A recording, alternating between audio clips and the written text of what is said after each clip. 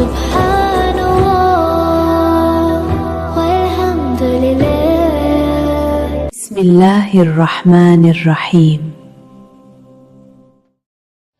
السلام علیکم ورحمۃ اللہ وبرکاتہ۔ آج ہمارا تنوین کا جو آگے سبق رہتا تھا ہم وہ سیکھیں گے۔ دیکھیں جو تنوین کے 4 سوال سکھائے تھے ہم آج ان کو استعمال کرنے کا طریقہ بتائیں گے۔ تلامنا کی 4 اقسام ہیں: ادغام، اظہار، اخفاء، اقلاب۔ آج ہم ان میں سے ایک اقسام اظہار کا بتائیں گے کہ کس طرح سے ہم گننا کریں گے۔ دیکھیں یہ تنوین والی تختی ہے جسے ہم نے پڑھا تھا اس دن۔ اب آگے اس میں جو مین بات ہے وہ میں آپ کو بتاؤں گی کہ جس طرح سے ہم گننا کر رہے ہیں نا، سین 2 زبر سن، سین 2 زیر سن، سین 2 پیش سن، سن، سن، سن۔ ہر الفاظ کے آخر میں نون کی آواز آ رہی ہے، لیکن میں آپ کو بتاتی ہوں کہ کون سے الفاظ پر ہم گننا نہیں کریں گے۔ دیکھیں کوئی بھی الفاظ ہے اگر اس پر حرکت ہوگی تو اس الفاظ کی پاور ہے، اگر حرکت نہیں تو اس الفاظ کی کوئی پاور نہیں ہوتی۔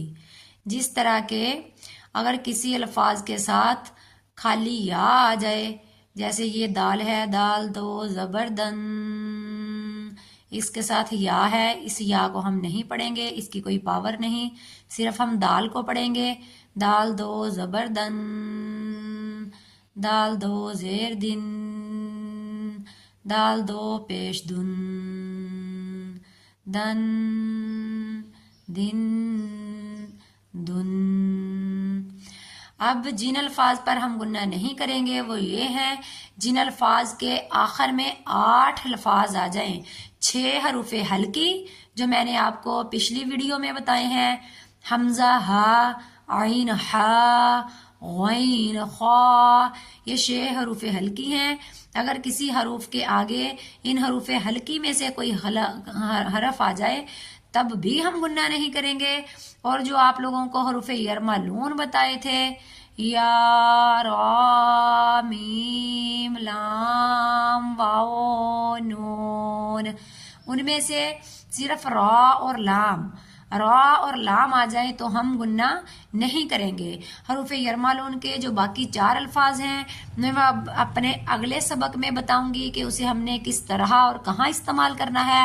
اور جو ہمارے دوسرے 2 سوال ہیں حروف یرملون اور حروف ہلکی کے علاوہ، ان کو بھی انشاءاللہ اگلے سبق میں بتاؤں گی۔ آج اس سبق میں مین 2 باتیں ہیں جو آپ کو بتاتی چلوں۔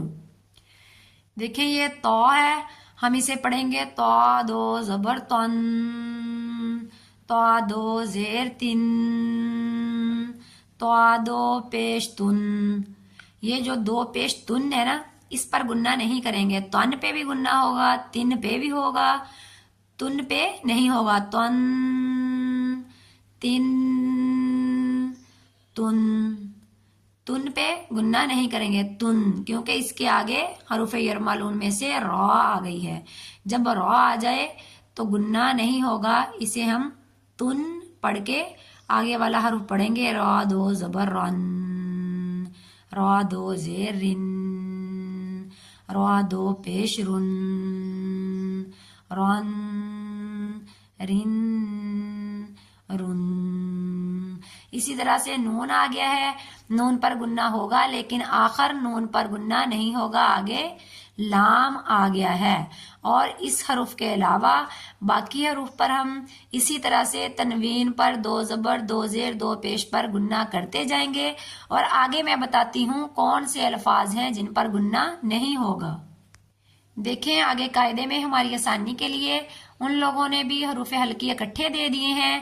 آگے یہ خا، غین، ہا، عین، ہا، حمزہ، یہ والے جو حروف ہیں حروف حلقی ہیں، یہ 6 حروف حلقی ہیں۔ جب بھی یہ حروف آ جائیں تو کسی پر بھی ہم گننا نہیں کریں گے۔ اگر حروف حلقی آ جائے 6 حروف میں سے کوئی بھی حروف آ جائے تو پچھلے حروف پر ہم گننا کر کے نہیں پڑھیں گے بلکہ نارمل حرف کو ادا کریں گے۔ آپ قاعدے سے ہی اپنی عادت بنا لیں کہ آگے والے حرف کو دیکھ کے پڑھنے کی، کہ اگر ہم نے قاف پڑھا ہے تو ہم نے غور کرنا ہے کہ اس کے آگے والا حرف جو ہے وہ حروف حلقی میں سے کوئی ہے، اگر حروف حلقی میں سے کوئی ہے تو ہم گننا نہیں کریں گے، عام پڑھیں گے قاف دو پیش قن، قاف دو پیش قن، قن نہیں بولیں گے، ٹھیک ہے۔ آج کی ہماری یہ تنوین والی تختی مکمل ہوئی جس میں میں نے اظہار کا طریقہ آپ لوگوں کو بتا دیا ہے۔ اب انشاءاللہ العزیز آگے والے کل والے سبق میں ہم اپنے باقی 2 سوال اور اخفاء کا طریقہ سیکھیں گے۔